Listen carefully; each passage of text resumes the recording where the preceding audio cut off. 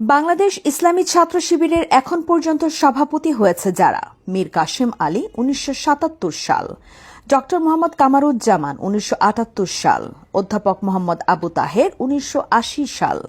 মোহাম্মদ এনামুল হক মঞ্জু 1982 সাল,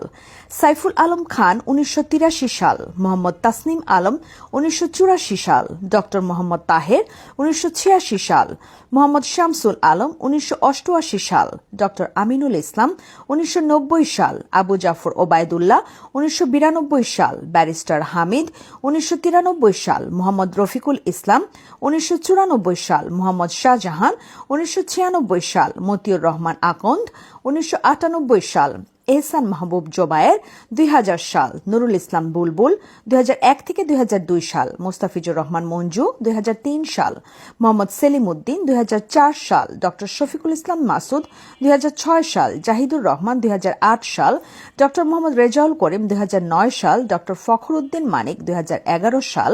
দেলোয়ার হোসেন 2012 সাল, মোহাম্মদ আব্দুল জব্বার 2014 সাল, আতিকুর রহমান 2016 সাল, ইয়াসিন আরাফাত 2017 সাল, ডক্টর মোবারক হোসেন 2019 সাল, সিরাজুল ইসলাম 2020 সাল, সালাউদ্দিন আইয়ুবী 2021 সাল, রাশিদুল ইসলাম 2022 সাল, রাজিবুর রহমান 2023 সাল, সালাউদ্দিন আইয়ুবী 2024 সাল,